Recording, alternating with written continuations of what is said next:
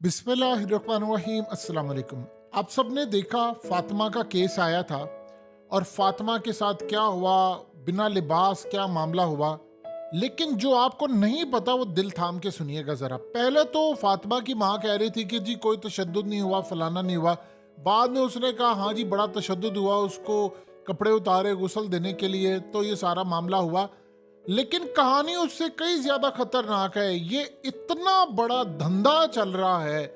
जिन लोगों ने मिर्जापुर सीरीज देखी है उनको पता है कि उसमें मुन्ना भाई की यानी एक मेड रखी होती है घर के अंदर, आपको सिर्फ रेफरेंस देने के लिए, ताकि आपको पता हो ये केस असल में क्या है। वो मेड असल में काम क्या करती है? मेड का काम ये होता है कि उसने अपनी सेक्स सर्विस प्रोवाइड करनी होती है।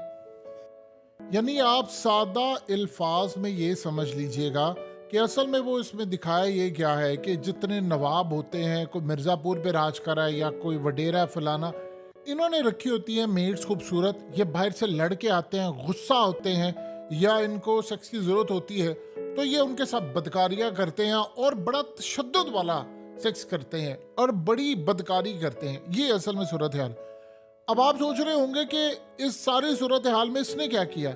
ये आगे से जरा इंकशाफ सुनिएगा जरा कि यहाँ पर एक कल्चर है। इस पीर की हवेली पर 100 से ज्यादा लड़कियां काम करती हैं। 100 से ज्यादा। वो काम क्या करती है? आपको जो फिल्म में रेफरेंस, ये अब आपको समझ आ गई। यानी असल में आप इमेजिन कर ले, इन पर लाजिम है कि हर मुरीद ने अपनी एक बेटी पीर साहब को देनी है और पीर साहब उस बेटी को नोचे, उसके साथ बदकारी करें, जो मर्जी करें। लेकिन इनको किसी को हक नहीं है कि वो पीर साहब से पूछे आप हमारी बच्ची का क्या कर रहे हैं, आप उसके साथ क्या करें। वो साल में एक आध दफ़ा ज़रूरत हो वो भी मिलने देते हैं और उसके अलावा वो मिलने नहीं देते। फिर वो आपकी बच्ची के साथ जो मर्जी करता फिरे। 100 लड़कियां इन्होंने रखी हुई हैं और मुरीदों की बेटियां। यानी ये जो जल्लाद हैं, एक तो ये जो मुरीद है, अल्लाह पाक इनको गर्क कर दे, ये बहुत अच्छी बात है। ये सिंध के अंदर और बलूचिस्तान में ये वडेरों ने इनकी अपनी औलादें university of California, Oxford university, फलाना यूनिवर्सिटी, टमकाना यूनिवर्सिटी, कैनेडियन यूनिवर्सिटी, अपनी औलादें इनकी वहां पर पढ़ती हैं। इनके जाहिल मुरीद और इनके जो वहां पर लोग हैं इनको ये पढ़ने नहीं देते, क्योंकि अगर वो पढ़ लिख जाएंगे तो ये इस तरह की हरकतें कैसे करेंगे कि एक जानी, शराबी, बदकार, किसी भी तर्ज पर इस तरह के जो लड़कियां या उस तरह के मामला करते हैं, तो फिर ये मामला सामने आता है। यानी जब वो पढ़ लिख जाएंगे तो इनको अपनी वो बच्चियां तो नहीं देंगे। अब ये भी नहीं पता कि वो आगे क्या वीडियो लाइव करके कुछ और मामला करते हैं। कह रहे जी उसकी तबीयत खराब थी और वो फलाना था। तो तबीयत खराब होना और जी कपड़े उतरना या फलाना करना, इसका तुक क्या बनता है? अब इस सारी सूरत हाल में आप सोचिए जरा, 100 लड़कियां तुम्हें दी हैं और भाई घर का काम होता कितना है हवेली में। आपको क्या जरूरत है? आपने 100 लड़कियां रखनी है, 100 लड़कियां आपने ऐसे ही रख लेनी है। लड़के रख लो, लड़के भी रख लेंगे तो इसको भी नहीं छोड़ेंगे। अब आप सोचिए जरा कि आपके मुल्क के अंदर इस वक्त चल क्या रहा है। ये हमारे मुल्क का अलमिया है, आपके मुल्क का ये हाल है। यहाँ पर आप सोच भी नहीं सकते, आपके मुल्क में इतना पाकिस्तानियों को क्रेज है, इतना क्रेज है सेक्स का, इतना क्रेज है जिसकी इंतहा नहीं। आप यूनिवर्सिटी में देख ले, लड़कियां सप्लाई हो रही है नंबर्स बढ़ाने के लिए। आप जॉब कर लें, जहां मर्जी जाए। इस मुल्क के अंदर बेचारी लड़कियों का वैसे ही बड़ा गर्क है। एक तो वो जॉइंट फैमिली सिस्टम में रह के उनका वैसे ही खाना खराब हुआ पड़ा है। इस मुल्क के अंदर बेचारे मर्द की भी कोई ज़िंदगी नहीं, ना उनकी कोई प्राइवेसी होती है। इस सारी सूरत हाल के अंदर आप देख लें कि ये काम क्या चलता है। 100 लड़कियां आपने रखी हैं, आपने क्या करने के लिए? क्या उनसे आपने नमाजें पढ़वानी है?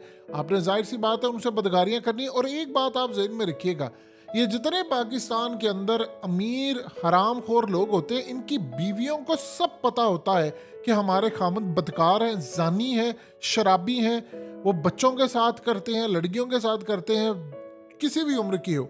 ये असल में आगे क्या करती हैं, इन्होंने अपनी आंखों पर इनकी औरतों ने पट्टियां बांधी होती हैं। अब आप इमेजिन कर ले वो पट्टियां क्यों बांधी हैं। वो पट्टियां इसलिए बांधी होती हैं क्योंकि ये इनको नोट इनके मुंह में दिए होते हैं कि तो पैसा ले, और उसके बाद ये जाकर ठाट बाट के साथ जी महारानी साहिबा, वो जी गाड़ियों में जा रही हैं, कंगन है सोने के, वो जी फलाना है, वो ट्रिप लगा रही हैं।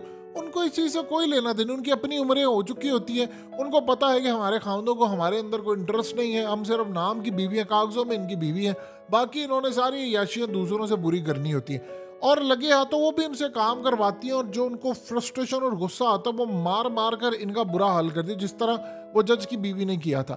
अब असल में आपके मुआशरे के अंदर इतनी हालत बुरी हो चुकी है, ये ताफुन ज़्यादा माशरा, और ये रहने के काबिल नहीं है। ये आप किसी गलत फहमी में ना रहिएगा, आपके पास मौका है तो आप हिजरत कर सकते हैं, क्योंकि इस्लाम ने आपको कहा है। लेकिन अगर आपकी इज्जत तार तार हो रही, एक शख्स हवालात के अंदर बंद था, आप इमेजिन कर लीजिए कि उसने कहानी सुनाई। उसने कहा मैं रोज़ आता था, मेरी बहन को कॉलेज और यूनिवर्सिटी में ये लड़के छेड़ते थे और सरेआम जाते थे, हत्ता कि वो कवर करके जाती थी। एक दिन मेरा पारा हाई हो गया, मैंने जाकर उसको लड़ाई की और लड़ाई में मैंने उसको मार दिया। कहते अब मैं जेल में हूँ, अब वो इतने ताकतवर लोग हैं, मुझे बाहर नहीं दे रहे, आने दे रहे, और मेरी बहन को उठाकर ले जाते हैं, उसके साथ बदकारी करते हैं, उसके साथ जना करते हैं, और ना पुलिस कुछ कर पा रही है ना हम कुछ कर पा रहे हैं। अब आप इमेजिन कर लें, ये सारे आपकी असम्बलियों में भी जाते हैं। तो इस मुल्क का जो खाना खराब हुआ पड़ा है वो आप अंदाज़ा नहीं कर सकते।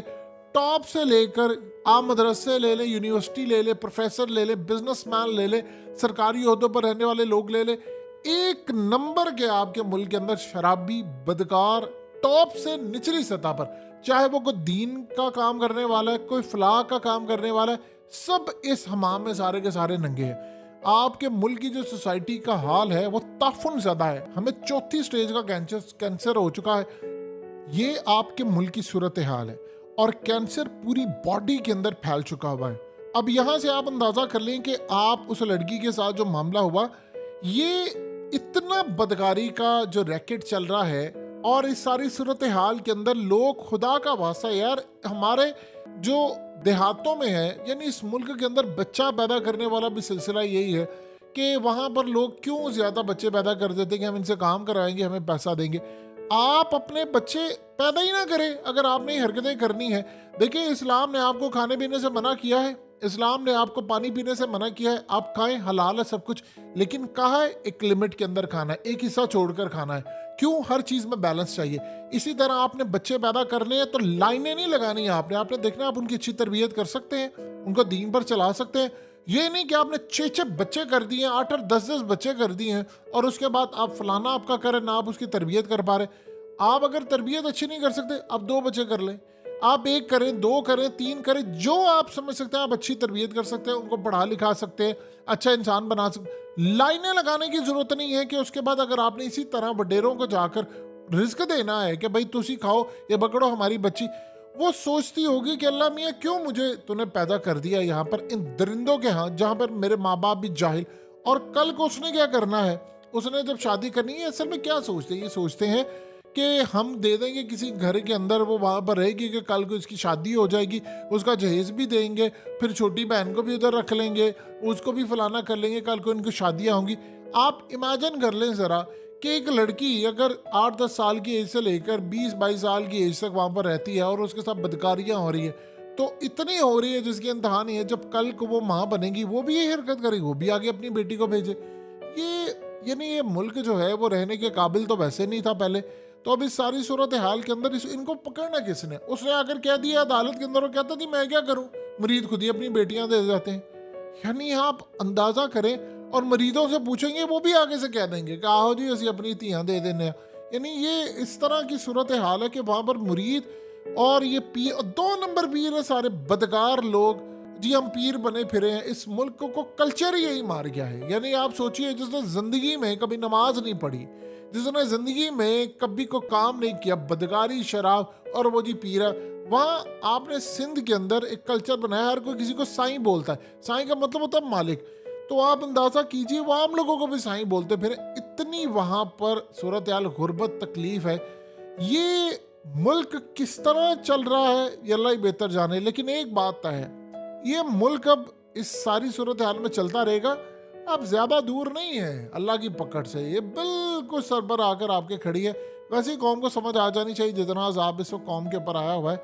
और इस सारी सूरत हाल में याद रखिएगा, अल्लाह पाक ने जब किसी कौम को उलटना होता है तो वो आपको सब बता देता है। फिर भी आप जब नहीं रुकते तो वो कहता है कि ठीक है, अब मेरा फैसला होने जा रहा है, अब इंसान तो तैयारी कर।